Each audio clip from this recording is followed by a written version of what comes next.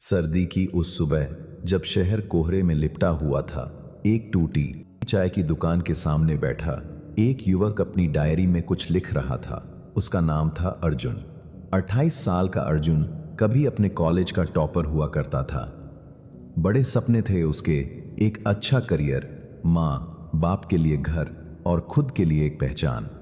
लेकिन किस्मत ने उसके रास्ते में कांटे बिछा दिए। 4 बार सरकारी नौकरी के इंटरव्यू में असफल रहा, 2 बार बिजनेस शुरू किया, दोनों बार बर्बाद हुआ। रिश्तेदारों ने कहना शुरू कर दिया, इससे तो कुछ नहीं होगा। दोस्त धीरे धीरे दूर हो गए, माँ बाप की आंखों में चिंता बढ़ती जाए। हर दिन उसके आत्मविश्वास को चीरता जा रहा था, लेकिन अर्जुन का दिल अभी टूटा नहीं था।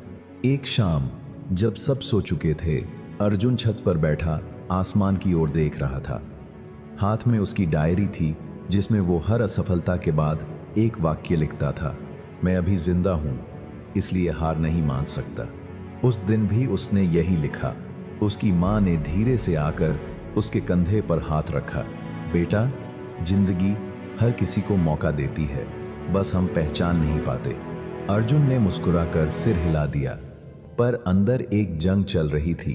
क्या मुझे अब भी कोशिश करनी चाहिए? एक दिन इंटरनेट पर उसे एक पोस्ट दिखा, स्टार्टअप इंडिया यूथ चैलेंज। सरकारी स्कीम के तहत युवाओं को फंडिंग मिल सकती थी अगर उनका आइडिया दमदार हो। अर्जुन का दिमाग तेजी से दौड़ा।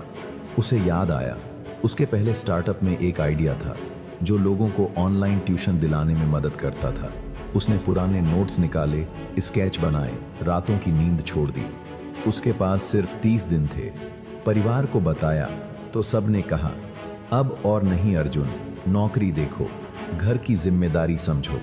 पर अर्जुन का जवाब साफ था, ये मेरा आखिरी मौका नहीं, ये मेरी आखिरी कोशिश है जिसमें मैं अपना सब कुछ लगा दूंगा।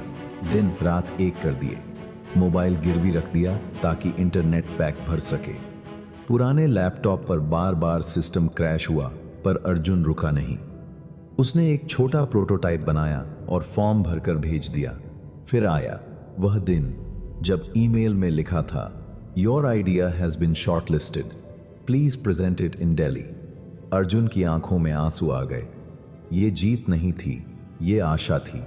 दिल्ली में उसका सामना हुआ उन युवाओं से जिनके पास महंगे लैपटॉप, बड़ी टीम और भारी भरकम प्रेजेंटेशन थे। अर्जुन अकेला था, पर आत्मविश्वास से भरा हुआ। उसने अपनी बात रखी, अपनी जिंदगी की असफलताएं गिनाई और बताया कि क्यों वो आइडिया सिर्फ एक बिजनेस नहीं बल्कि एक जरूरत है। जज ने पूछा, तुम्हें क्या लगता है, तुम ये कर पाओगे?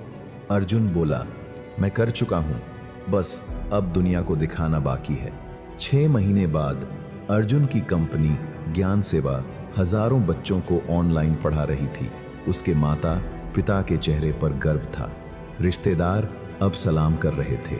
अर्जुन की एक तस्वीर अखबार में छपी थी जिसमें उसके नीचे लिखा था, जिसने आखिरी मौके को आखिरी उम्मीद बना दिया।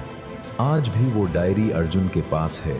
आखिरी पन्ने पर लिखा है, अगर तुम हार नहीं मानते तो ये दुनिया तुम्हें जीतने से नहीं रोक सकती।